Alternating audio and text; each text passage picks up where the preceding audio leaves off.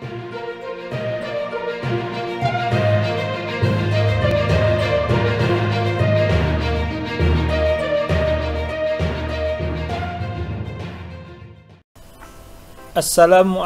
warahmatullahi wabarakatuh. Teman-teman, dari seluruh ukuran statistik yang ada, untuk kali ini mari kita fokus kepada ukuran variasi atau keragaman.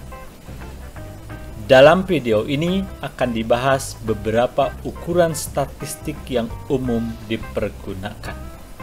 Terlebih dahulu, mari kita diskusikan apa sebenarnya ukuran variasi itu. Ukuran variasi adalah ukuran statistik yang menunjukkan tingkat keragaman atau heterogenitas kumpulan data yang dimiliki. Istilah lain juga dikenal sebagai ukuran simpangan atau ukuran dispersi. Teman-teman, ada hal yang penting yang perlu diingat berkaitan dengan ukuran variasi ini. 1. Semakin besar nilai ukuran variasi yang diperoleh, maka hal tersebut menandakan bahwa kumpulan data yang kita miliki semakin heterogen. Jadi sebaliknya, semakin kecil nilai ukuran variasi yang diperoleh, atau paling kecil itu adalah 0, menunjukkan bahwa kumpulan data yang kita miliki homogen. Yang kedua, interpretasi nilai yang diperoleh dari perhitungan ukuran variasi biasanya tidak bisa langsung diinterpretasikan, namun dia harus dikaitkan dengan ukuran statistik lainnya. Hal yang umum atau biasa digunakan adalah dikaitkan ataupun dianalisis bersamaan dengan nilai ukuran gejala pusat. Ukuran variasi yang pertama adalah range atau dikenal sebagai jangkauan. Apa itu jangkauan? Jangkauan adalah selisih antara data terbesar dengan data terkecil. Rumus umum yang dipakai biasanya adalah R sama dengan data terbesar dikurangi data terkecil. Catatan bahwa range hanya dapat dicari atau digunakan untuk data yang belum dikelompokkan.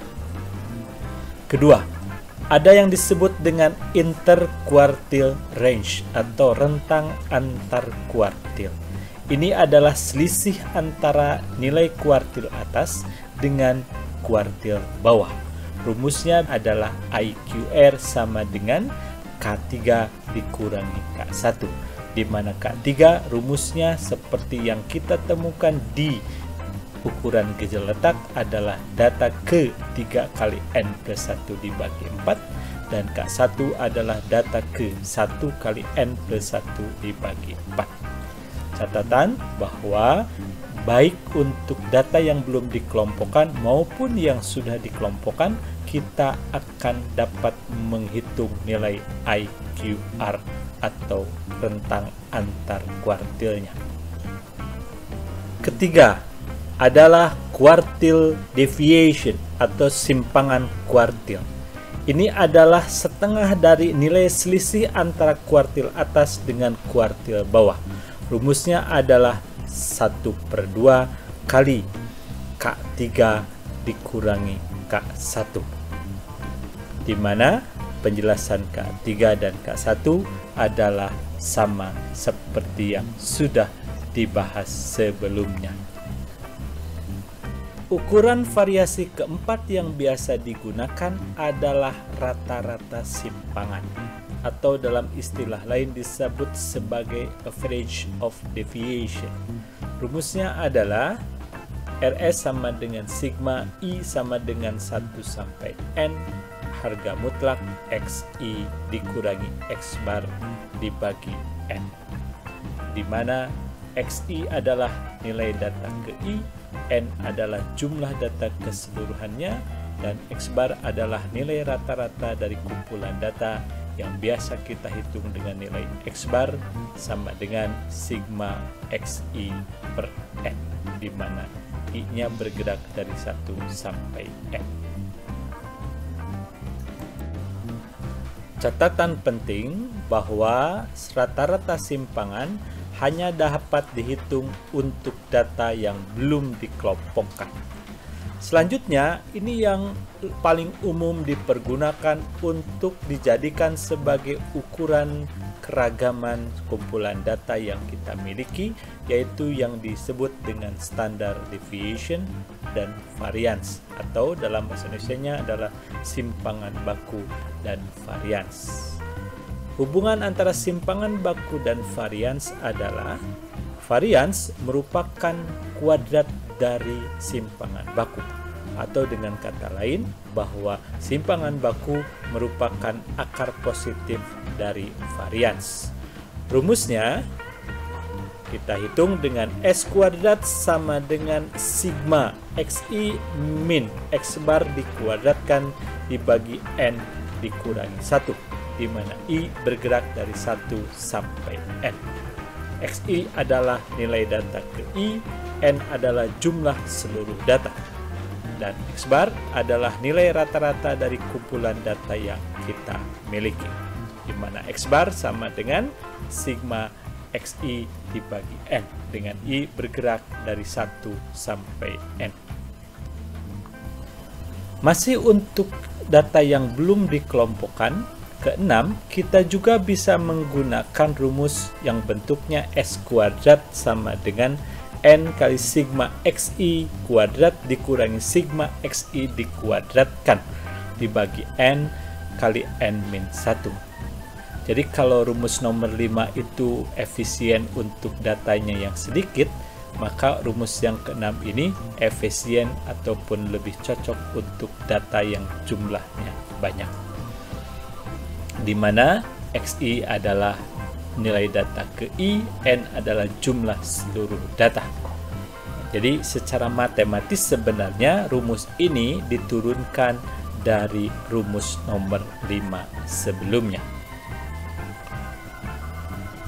Sekarang, nilai untuk mencari varians dari data yang sudah dikelompokkan dapat dihitung dengan S kuadrat sama dengan sigma Fi kali XI min X bar dikuadratkan dibagi N min 1. Biasanya inilah data yang sudah dikelompokkan dalam bentuk pengelompokan sederhana, bukan dalam bentuk tabel distribusi frekuensi, di mana XI adalah data ke I, kemudian Fi adalah frekuensi dari data yang ke I tadi, kemudian N adalah jumlah seluruh data. X bar seperti biasa adalah nilai rata-rata dari kumpulan data yang kita miliki, yang rumusnya adalah X bar sama dengan sigma XI per N. Kemudian untuk data yang sudah ditampilkan dalam tabel distribusi frekuensi, maka nilai variansnya dapat dihitung dengan rumus S kuadrat sama dengan N kali sigma Fi XI kuadrat dikurangi sigma Fi XI dikuadratkan dibagi N kali N min 1, di mana XI adalah titik tengah dari kelas interval ke I, Fi adalah frekuensi data ke I ataupun kelas interval ke I, kemudian N adalah jumlah seluruh data yang kita miliki. Kesembilan, selain kita menggunakan rumus yang nomor 8 tadi untuk data yang sudah dikelompokkan, maka kita pun dapat menghitung nilai varians dengan menggunakan coding. Ya, rumusnya adalah S kuadrat sama dengan P kuadrat kali N kali sigma Fi Ci kuadrat dikurangi sigma Fi Ci dikuadratkan dibagi N kali N min 1, di mana Ci adalah coding untuk kelas interval ke I, Fi adalah frekuensi data ke I atau kelas interval ke I, kemudian N adalah jumlah data keseluruhan, dan P adalah panjang kelas interval yang ada di tabel distribusi frekuensi tersebut, dan yang menjadi acuan adalah nanti kita tentukan di kelas intervalnya. Apabila teman-teman ingin mencari nilai varians gabungan dari beberapa kelompok data, maka rumus ke-10 ini dapat dipergunakan, yaitu S kuadrat sama dengan sigma NI dikurangi 1 kali SI kuadrat dibagi sigma NI dikurangi K. Jadi untuk I sama dengan 1, 2, sampai K, di mana NI adalah jumlah data pada kumpulan data ke I, kemudian SI kuadrat adalah nilai varians dari kumpulan data ke I, dan K adalah jumlah kelompok data seluruhnya. 11. Nilai ukuran variasi yang biasa digunakan selanjutnya adalah Z-score, atau dikenal juga sebagai angka baku atau nilai Z. Rumusnya adalah ZI sama dengan XI min X bar dibagi simpangan baku. Untuk I sama dengan 1, 2, sampai dengan N, di mana XI adalah nilai data ke I, X bar adalah rata-rata hitung dari kumpulan data di mana XI diambil. Seperti biasa, ini adalah X bar sama dengan sigma XI per N, dan S adalah simpangan baku dari kumpulan data di mana XI diambil, dan rumusnya seperti yang sudah kita bahas barusan. Z-score biasanya dipergunakan untuk melihat seberapa jauh variasi dari suatu nilai dibandingkan dengan kelompoknya. Jadi sebarannya nanti akan terlihat. Z-nya apakah, kalau kita lihat ini acuannya di sini adalah nilai X bar. Melalui contoh nanti akan saya jelaskan dengan lebih rinci. Rumus untuk nomor 12 ini adalah dipergunakan apabila kita akan menyesuaikan setelah kita memperoleh nilai Z-score, kemudian akan mencari nilai data setelah dilakukan penyesuaian, karena kita memiliki rata-rata dan simpangan yang baru atau melalui model baru.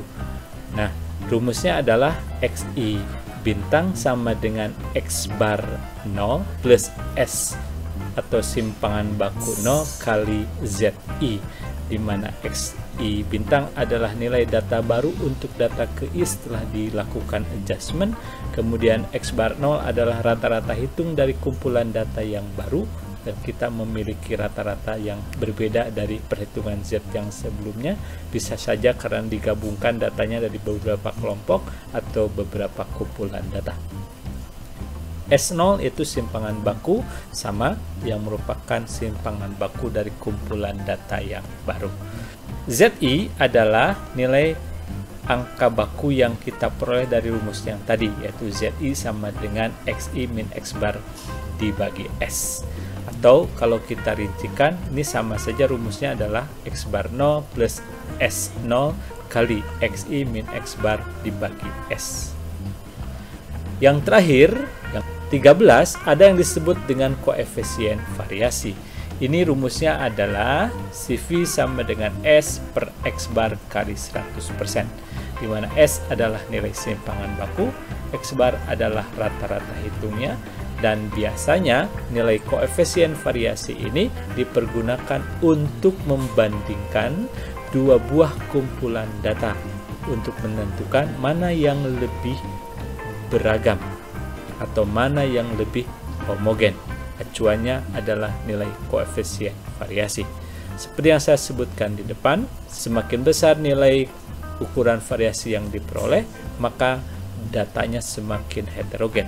Jadi kalau kita nanti punya dua buah kumpulan data, dan kemudian yang data yang satu katakanlah koefisien variasi yang lebih besar, berarti dia adalah lebih heterogen dibandingkan dengan kumpulan data yang satunya lagi. Teman-teman, itulah beberapa ukuran variasi yang umum dipergunakan dalam statistika.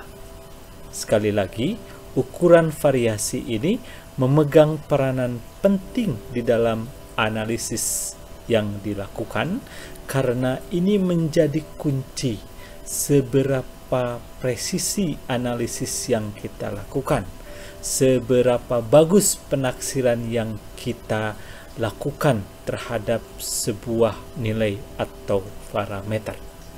Di sesi lain, nanti saya akan uraikan satu persatu melalui contoh dan ini hanya berupa daftar ukuran variasi yang umum dipergunakan. Dan saya yakin dengan ukuran variasi ini saja teman-teman sudah memiliki dasar yang kokoh atau cukup untuk melakukan analisis statistika lebih lanjut. Sekali lagi, ukuran variasi memegang peranan penting atau kunci dalam analisis statistika, karena yang dibolak-balik di statistika adalah tiada lain soal ketidakpastian. Ketidakpastian ini dicirikan oleh nilai-nilai dari ukuran variasi. Terima kasih banyak. Wassalamualaikum warahmatullahi wabarakatuh.